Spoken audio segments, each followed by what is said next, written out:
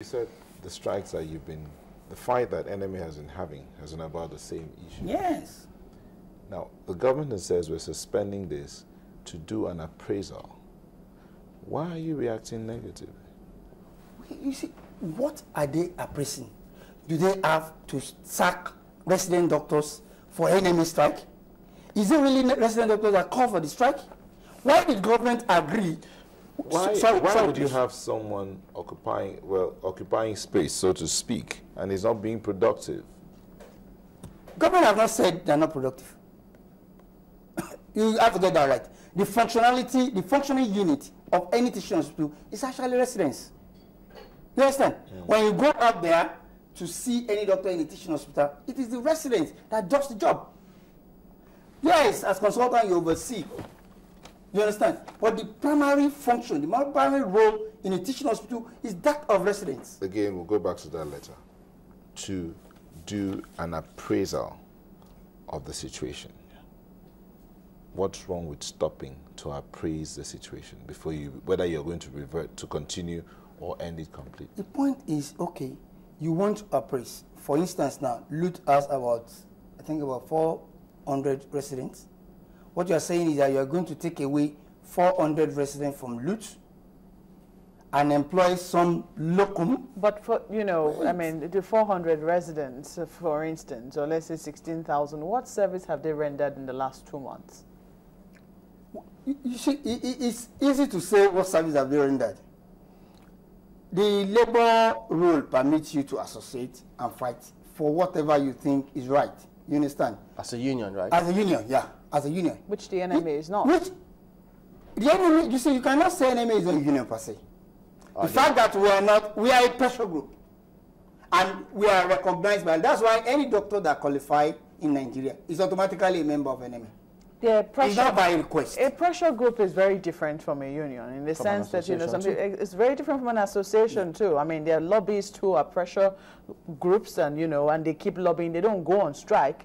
The reason I have to ask this question is because you've talked about the beauty of the service that has been delivered over the past years since residency was introduced. Yeah. Can we really say that the beauty of that service has continued considering the frequent strikes that we've had? Yes, it has. I will agree with you that it has, because for every time that we have complained about this thing, things get improved. You saw what happened at Lut. The residents were actually complaining about the state of things at Lut. And after suspending the strike, there was some improvement. It wasn't about their welfare primarily. It was about the state of equipment in the hospital. And they didn't do it alone. I mean, everybody saw reason with them and, also added pressure to, their demands. Well, in this particular case, it would seem that a lot of people believe that, I mean, there was even division within the NMA itself. No, there wasn't that led to the resignation of the NMA president. That was not a decision. There was no division. The NMA president has his own opinion and wanted to impose his own opinion over the members, and that was what was resisted. That's why he resigned. That was what was resisted.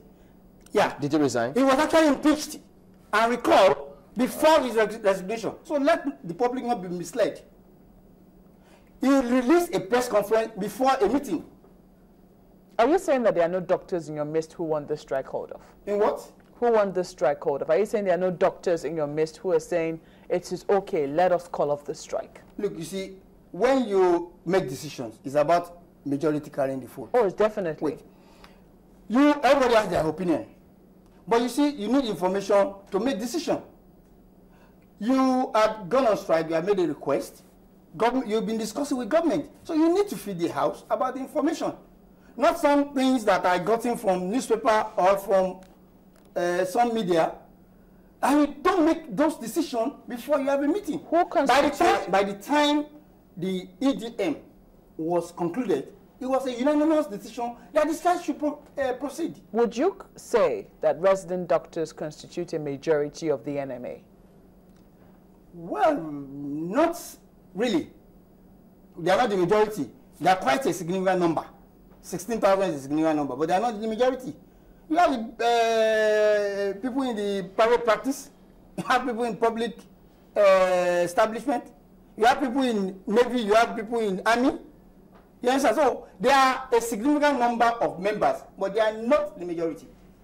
But how did you think that doctors remaining on strike, how did that make the country look from the international perspective, especially in the light of the outbreak that we have? We all know about what government does when they do their MOUs. What we're talking about here is we have agreements that are not well placed, things that cannot serve the demand. You see, government quickly rushed. When we wanted to go on the warning strike, government informed us that they are challenging the decision of the court. They are appealing. And that was why the strike was suspended. When we go on strike, we didn't lock up the hospital. When W.H.O was on strike, not only are they locking up the hospital, they came to beat their members out. And government rushed to fall into the threat of NLC. Yes, it's understandable because they're probably going to lose more money by NLC joining the strike of W.H.O than for doctors to go on strike. But the truth of the matter is that you cannot quantify the value of life. But don't you think that this brickbat, if I could call it that, between the NMA, W.H.O, all those other unions, it's somewhat maybe coming in the way of listening to the cry of the public out there for this outbreak? Because I remember, I think Lagos State government, the federal government, members of the public did appeal, NMA, please suspend this in the meantime, then you can go back to it if they don't meet your demands. Okay, let me just give you a scenario. I'm sure you are familiar with lawsuit. I personally, my personal opinion now, thank God that we had the strike when this thing broke in. Because that man was coming from the airport. He probably would have landed in lawsuit. The politics that goes on in Lagos, take him to lawsuit. And I can tell you by now, we won't be able to trace anybody. Because there will be too many people to trace. And maybe by now, Ebola will be a wildfire in Lagos State. I'm very grateful that, to God for even the commissioner, especially my CMD in lawsuit. Because you see, it's like you coming down as a public figure and you're sick. My MD will come and pay courtesy visit to you. He will handshake him. Because they are not aware it was Ebola. You understand? So by now, maybe we will have the commissioner quarantine. We'll have the CMD of lawsuit quarantine. The DCIC will be quarantined, and not less than 10 doctors will have attended to that man. Okay, now, thank God. And the attendants too will have attended. What we are saying is, address the issue that has to do with the strike. We already have an emergency response team by NMA, by Lagos State ALD, in fact, all the branches are supposed to have the emergency unit. For instance, when we were on strike and we had the plane crash, we were all on ground before the government could even get to lawsuit. Because we have a mechanism to mobilize our people. It's not because people are scared of Ebola. We are professional, we are trained to do what we do. But what we are saying is that government should not blackmail us with Ebola into going back on strike. For instance, we've been asking about PPE. They've come up with outside allowance of how much now? Insurance of how much, which has no clear-cut documentation. Nobody knows what is involved in the asset. Nobody knows what is involved in the insurance. And you want people to go and risk it. We are also public. We are part of the public. We also have family that cares. We have had situation where wife tells their husband, you go to Ebola, don't come home. We need to reassure those wives that, sorry, going to Ebola is not a death sentence. And the only way we can reassure that is that if I go there, I'm safe. Two, we have mothers that are saying, instead of going to Ebola, please go and resign. Is that the solution? No. So what we are saying is, as union leaders, we should be able to tell our members, sorry, you can go to IDH. You can go and attend to patients in IDH. You can go and relate with them because these A, B, C, D are provided. And it's safe. You don't expect me to go and attend to an Ebola patient with just glove and mask.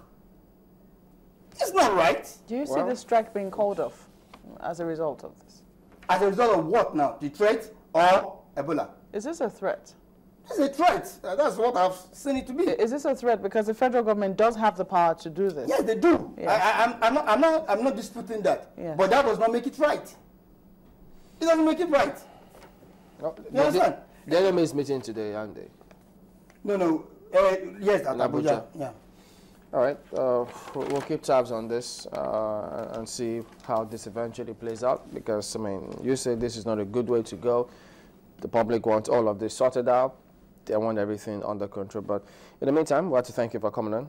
Dr. Oseni Saliu is the Vice Chairman, Medical Guild. He was also a resident before becoming a consultant. Thank you for coming on this morning. Thank you very much.